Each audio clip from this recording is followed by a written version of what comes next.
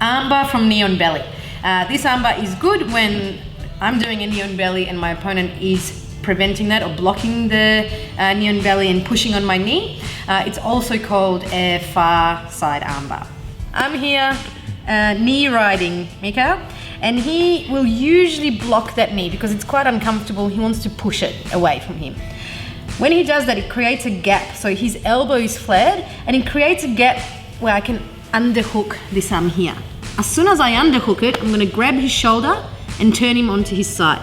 So I like to post this hand on the mat, and that helps me push off like that, okay? Once we're here, I'm going to step over him. So I generally put this knee down, and now this leg's gonna step over the head. Sometimes Mikhail knows that's coming, so he'll put his head up to block my leg. So I gently push down on the head, and then I can step over. Once I step over, I pinch my knee to his shoulder blades here, like this. If I don't do this, if I'm nice and sloppy like that, Mikhail will just go flat on his back again, and I lose the control here. I have to keep his back exposed here.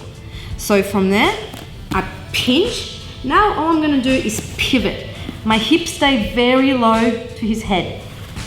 I pivot on the spot here, and I pinch my knees together. It's okay for this knee to be behind his back. From here, I grab the wrist, one hand, then the other. I pinch my knees or heel to my butt and fall back gently.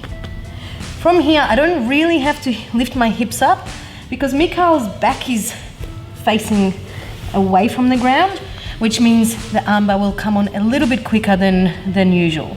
So from here, we'll just extend nice and gently till I get the tap. So some common mistakes for this position, and also some extra tips to make this position better. So the first one is when I get this underhook, really important to hold the shoulder. And when I turn Mikhail to his side, what I want to avoid is him putting this arm on the other side of my head, because then there's no armbar. So a good way to think about it is putting my own elbow into his belt and then putting my shoulder on top of his elbow. So I'm really like squishing Mikhail's hand into his own ribs here. Try to get that, I keep my head low as well. So if you try to get your forearm on the other side of my head, it's stuck there, okay? The next important thing is that we keep Mikhail on the side. So that also prevents him slipping back into side control, which is not a terrible position, but there's no armbar there. So I wanna keep him rolled onto this side. So Mikhail, try to roll on your back now. It's much harder when I'm staying heavy on his ribs, okay?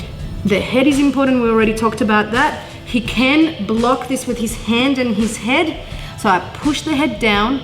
Now, his second chance to go flat is when I switch directions. So when I go to here, if my leg is not blocking his back, he will slide back, okay? So make sure this is nice and tight.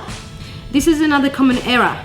Usually when people first start doing this position, it's very tempting to lift the hips to sit down.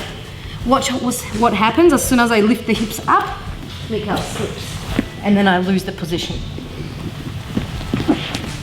So really important that I spin nice and low, my hips stay near his head, and I just spin on the spot.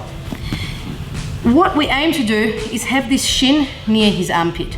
That's a really good way to have an aim of where to end up in this armbar. From here, I spin on the spot. All I have to do is pinch my knees together, curl my heel to Mikhail's body or my own butt.